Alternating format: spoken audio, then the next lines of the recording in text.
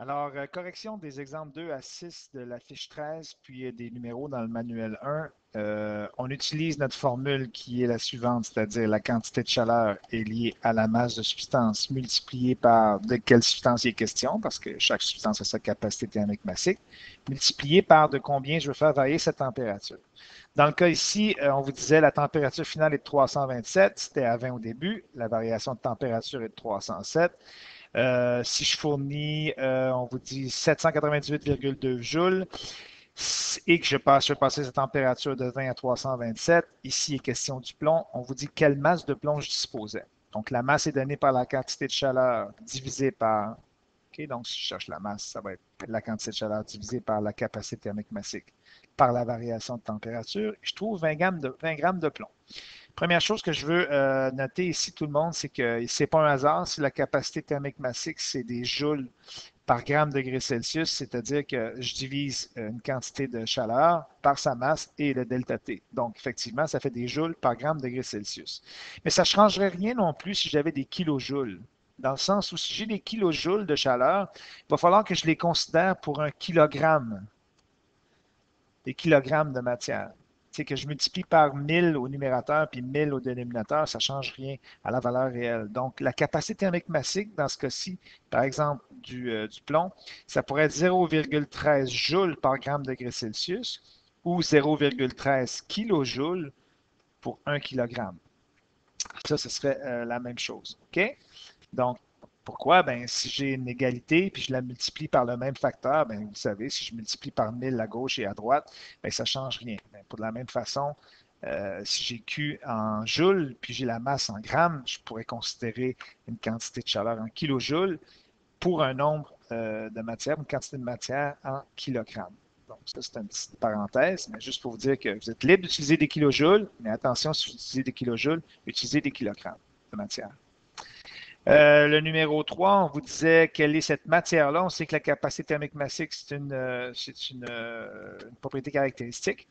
Donc, si j'ai 2 kg de matière, ici, ce que je vais faire, c'est que je vais le mettre en grammes parce que je vais utiliser 0,9 joules pour 1 gramme. Donc, mon 72 kilojoules, je vais le mettre en joules, mais j'aurais pu utiliser mon 2 kg et le 72 kilojoules. Ça aurait très bien fonctionné. Donc, pour trouver ma capacité thermique massique. Alors, si j'avais utilisé 72 kilojoules, je n'aurais pas eu ce facteur de 1000-là. Et si j'avais utilisé 2 kg, je n'aurais pas eu ce facteur-là. Mais 1000 divisé par 1000, ça fait 1, ça ne change rien au calcul du tout. Donc, ici, je serais libre d'utiliser des kilogrammes si j'utilise des kilojoules ou d'utiliser des grammes si j'utilise des joules. Les deux fonctionnent. Mais il faut utiliser celui-ci avec celui-là et celui-là avec celui-là, si on veut que ça fonctionne. Donc, ici, la capacité thermique massique, 0,9, ça nous dit que c'est de l'aluminium. Exemple 4, si on chauffe un tuyau de cuivre à 200 grammes, de 200 grammes avec 936 joules, de combien sa température va augmenter? Donc, le 200 grammes, c'est du cuivre. On doit aller chercher les 0,39 joules par gramme degré Celsius pour le cuivre. La température va varier de 12 degrés Celsius. Peut-être qu'elle va passer de 0 à 12, peut-être qu'elle va passer de 12 à 24, de 24 à 36, mais elle va augmenter de 12 degrés Celsius. Ensuite, on vous parle d'une plaque chauffante qui fournit 6285 joules à un bécher qui contient 25 ml d'eau. La température du liquide augmente de 60 degrés Celsius. Donc, attention, 65 degrés Celsius augmente alors à 65 degrés Celsius et la température finale. Elle n'augmente pas de 65 degrés Celsius. Donc, elle augmente à 65 degrés Celsius, ce qui veut dire que sa température initiale, je ne la connais pas.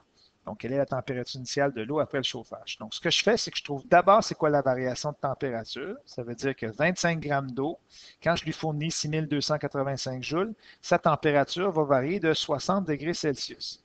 Mais si sa température varie de 60 degrés Celsius, ça c'est mon delta T, ça c'est 60 degrés Celsius, je connais la température finale que je veux, qui est 65 degrés Celsius, et là, tout ce qui me reste à trouver, c'est trouver la température initiale. Donc, la température initiale, qu'est-ce que c'est? Ça va être la température finale moins la variation de température. Donc, 65 moins 60, qui fait 5 degrés Celsius de température initiale.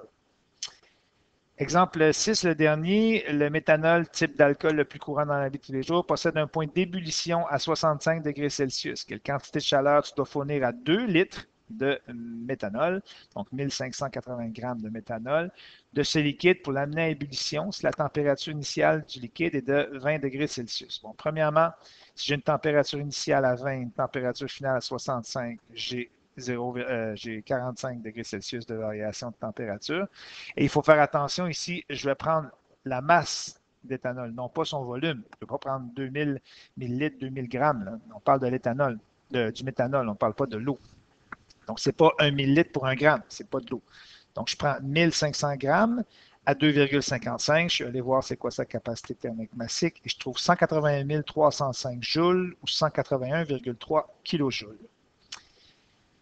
Si je poursuis, là, je suis dans le manuel 1, page 199, numéro 5 à 7.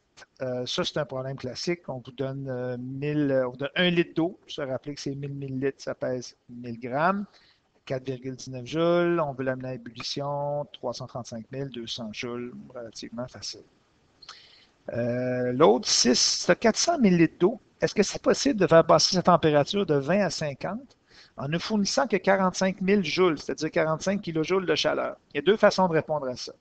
Tu pourrais dire, pour faire passer la température de 400 grammes d'eau, si tu veux faire varier sa température de 30 degrés Celsius, donc la faire passer de 20 à 50 ici, bien, vu que c'est de l'eau, puis tu en as 400 grammes, il faudrait que tu fournisses 50 300, 50 280 joules, 5,3 kilojoules.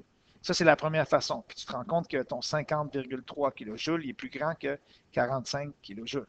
Donc, 45 kilojoules n'est pas suffisant pour faire passer la température de l'eau de 400 grammes d'eau de 20 à 50 degrés Celsius. Ou ce que tu pourrais faire, tu pourrais dire, avec mon 45 kilojoules, mon 45 000 joules, si j'avais 400 grammes d'eau à 4,19 joules par gramme degré Celsius, de combien je ferais varier la température? Puis là, tu te rends compte que la température varierait de 26,8 degrés Celsius avec la formule suivante.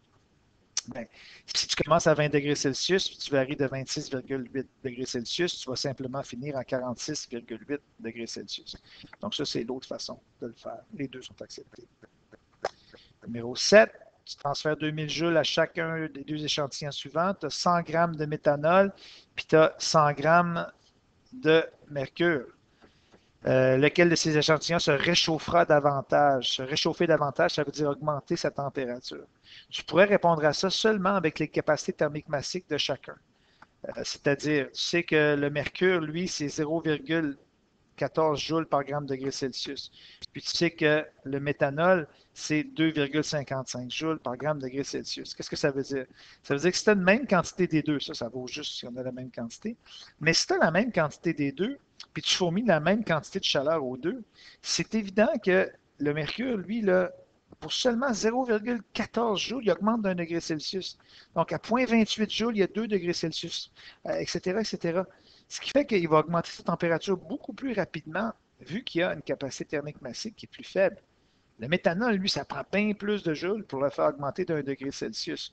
Donc, on pourrait le calculer. Tu pourrais dire, OK, si j'ai 1000 joules pour chacun, puis j'en ai 100 grammes, en fait, 1000 ou 2000? 2000 joules pour chacun, et j'en ai 100 grammes. Donc, attention, si c'est 2000 joules pour chacun, j'en ai 100 grammes. Bien, qu'est-ce que ça va faire comme augmentation de température? Là, tu trouverais le 143 degrés Celsius pour le mercure, le 7,85 pour le méthanol. Mais encore une fois, tu n'es pas obligé de faire le calcul. Tu pourrais simplement répondre en regardant les capacités thermiques massiques qui sont 0,14 et 2,55. Voilà.